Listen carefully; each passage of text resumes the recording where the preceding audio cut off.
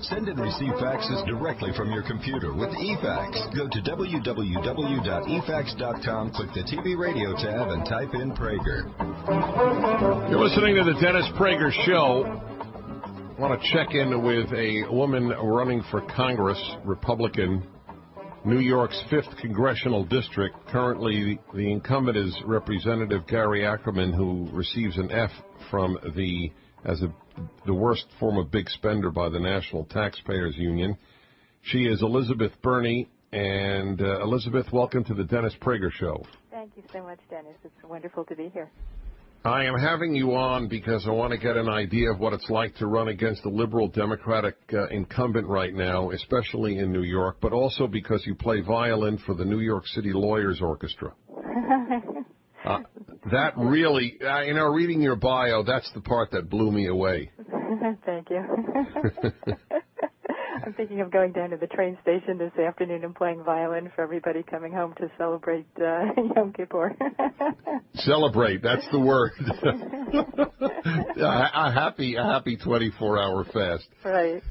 Anyway, what's the state of campaigning these days for a Republican against a Democratic incumbent? Oh, it's really fascinating. I mean, we're out there a lot.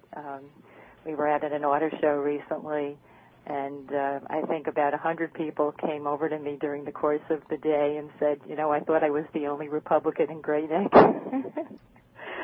And, in Great Neck? In Great Neck? In Great Neck. That's where you are on Long Island. Long Island. That's one of the parts of the district. It's northeast Queens and northern Long Island. There are a lot of communities. Now I know why people would have said that to you. I know the area well. I lived in Whitestone for the last 3 years. I lived in New York. And that's part of the district too. Oh, really? Mm-hmm. So that's what they would say to you. So some people, a lot of people say they're really glad that I'm running and they really can't stand Ackerman.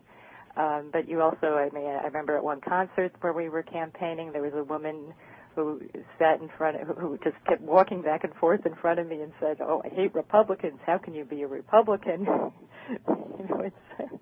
You know what you should have said? That is such a good point. I'm going to rethink everything now. Because it's such an eloquent point.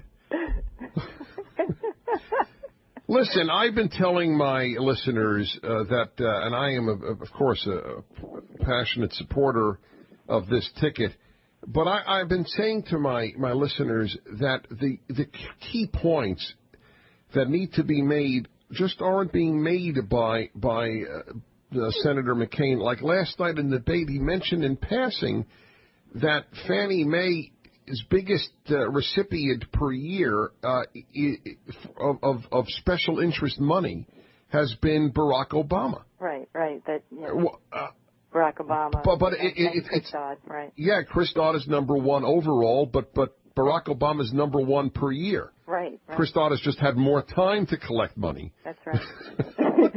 So do you feel? Maybe you can't criticize the top of the ticket, but do you feel frustrated that message does not get through? Well, that's a very interesting question because there were supposed to be some debates here.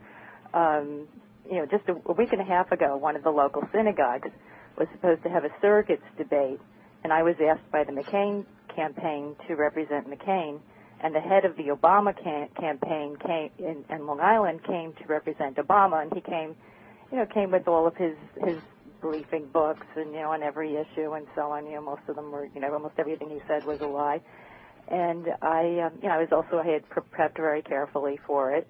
When I got to the synagogue, the Democrats insisted that I can't go up there to represent McCain because I'm a local candidate, and it would be prejudicial because the other local candidate isn't here, which was an outrage. And they basically plucked a local Republican from the audience who had zero preparation and had. You mean you weren't told this in advance? I wasn't. Well, it was.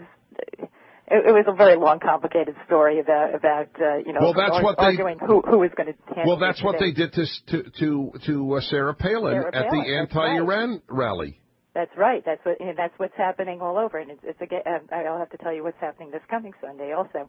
Well, what's happening this coming Sunday? This coming Sunday, Ackerman is coming, and he's coming to one of the local synagogues again, talk about how Obama is supposedly good for Jews, which is not true at all. I mean, he's got, his friendship with Rashid Khalidi, and all of his anti-Israel advisors are horrible, horrible for Israel.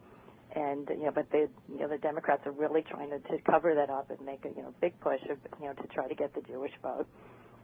And Ackerman is speaking on Obama's behalf, and I found out about it, and I called the synagogue and I said, look, this is unfair. I should be given the opportunity to speak on behalf of McCain, and they agreed. And now Ackerman is canceling the event and moving it to someone's house, where someone's private house where I can't, I wouldn't be invited. But there's a does the synagogue know that? What? Yeah, I just found out about that about an hour ago. No, does the synagogue know that? What? What he did? What Representative Ackerman did?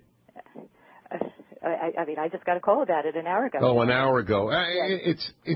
It's an unbelievable effort. So let's understand. So at one synagogue, is it a different synagogue than the first one? Synagogue. So at one synagogue in your district, you can't show up because he didn't show up. Right. And then at the other synagogue, you can't show up because he did show up. Well, because he canceled. He canceled. No, that's my point. I know he canceled because I wanted to show up. Yes, exactly. It's an insanity. And I went to the Palin, I went to the event that Sarah Palin was supposed to speak, and it was really sad because, they would have had 100,000 people there if Sarah Palin had been there. Please, I beg of you, Elizabeth, to read my column, The Jewish Left Won, Jews and Israel Lost. Yeah, absolutely. I describe it exactly. It is better to beat the Republicans than to beat Ahmadinejad. That is the Jewish left's belief. Good luck to you, Elizabeth. Right. I put out a short press release about this.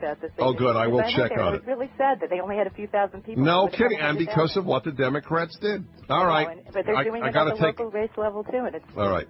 But we keep fighting. Good luck and keep playing violin. All right. You're listening to the Dennis Prager Show.